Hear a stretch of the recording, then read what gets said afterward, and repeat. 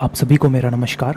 इस वीडियो में हम बात करेंगे मेरोपिनम दवाई के बारे में और इस वीडियो में हम जानेंगे इस दवाई की पूरी डिटेल्स के बारे में कि आपको ये दवाई किन कंडीशंस में उपयोग में लेनी होती है और ये दवाई आपको किन कंडीशंस में अवॉइड करनी चाहिए।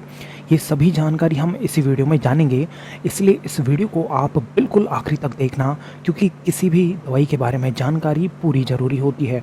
अधूरी जानकारी हानिकारक हो सकती है। और आपने मेरे चैनल को सब्सक्राइब नहीं किया है तो प्लीज़ अभी सब्सक्राइब करें और इस वीडियो को ज़रूर लाइक करें। सबसे पहले जानते हैं मेरोपिनम दवाई के उपयोगों के बारे में। देखिए, इस दवाई का सबसे बड़ा उपयोग बैक्टीरियल इन्फेक्शन में किया जाता है। जब भी स्किन पर या फिर पेट में इन्फेक्शन है या फिर ब्रेन के अंदर मेनिंजाइटिस जिसे बोलते हैं, यदि वहाँ इन्फेक्शन है और बैक्टीरियल इन्फेक्शन की वजह से, तो इस दवाई का उपयोग किया जाता है, क्योंकि ये दवाई एंटी बैक्टीरियल दवाई होती है मेरोपिनम। और जो बैक्टीरिया होते हैं जिनमें स्टेफाइलोकोकस एयूरियस, स्टेफाइलोकोकस एपिडर्मिडिस, स्टेफाइलोकोकस पैरोजेंस, ये सभी बैक्टीरिया जो होते हैं, इन बैक्टीरिया के अगेंस्ट ये दवाई काम करती है और बैक्टीरिया की ग्रोथ को कम करती है और उसे ख़त्म करती है। और इस दवाई की क्लास की बात करें तो ये कार्बापिनम्स दवाइयाँ होती हैं। ये जानते हैं इसके मैकेनिज्म ऑफ एक्शन के बारे में, क्योंकि ये जानना बहुत ज़रूरी है कि ये दवाई किस तरीके से काम करती है।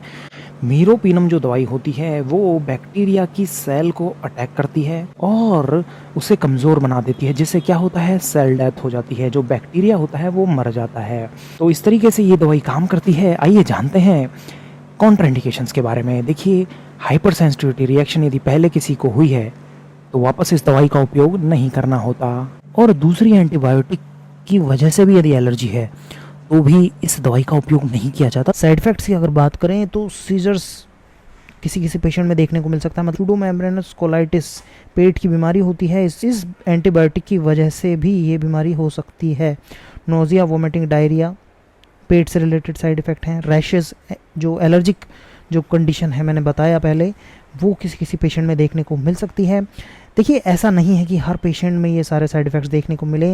ये साइड इफ़ेक्ट्स किसी किसी पेशेंट में ही देखने को मिल सकते हैं, इसलिए इस दवा का उपयोग आप डॉक्टर की सलाह से ही करें। देखिए, डोज़ की अगर बात करें तो आईवी डोज इसकी जो होती है वो होती है 0.5 से 1 ग्राम हर 8 घंटे में इसकी जो डोज़ है वो दी जाती है।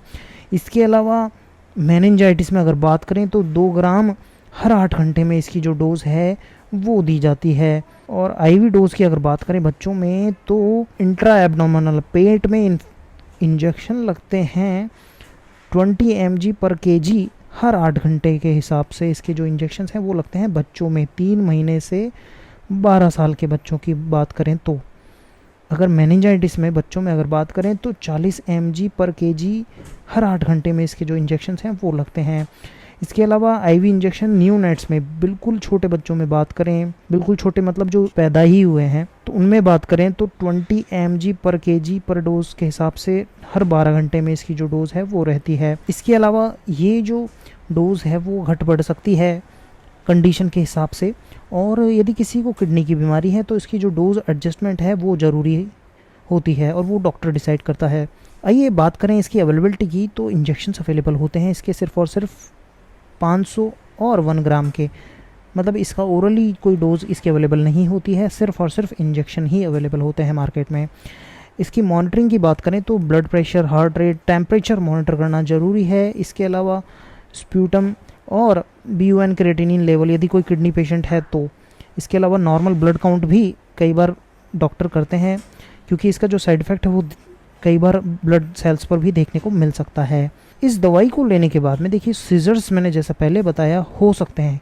यदि डोज ज़रा सी भी ऊपर नीचे होती है तो सीजर्स देखने को मिल सकते हैं पेशेंट्स में।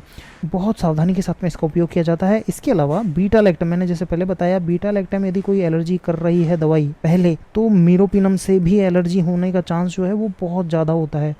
तो इसलिए मैं पहले बताया कि डॉक्टर को ये बताना बहुत ज़रूरी है कि पहले किसी दवाई से एलर्जी हुई है तो वो कौन सी दवाई से हुई है। और इसका उपयोग जो होता है दोस्तों, वो डॉक्टर या फिर कंपाउंडर ही इसका इंजेक्शन लगाता है, खुद पेशेंट इसको उपयोग में नहीं ले सकता। तो ये था मेरोपिनम दवाई के बारे में। ये वीडियो आपको कैसा लगा प्लीज़ आप कमेंट करें। इस वीडियो को ज़रूर लाइक करें और मेरे चैनल को ज़रूर सब्सक्राइब करें। ये वीडियो देखने के लिए धन्यवाद।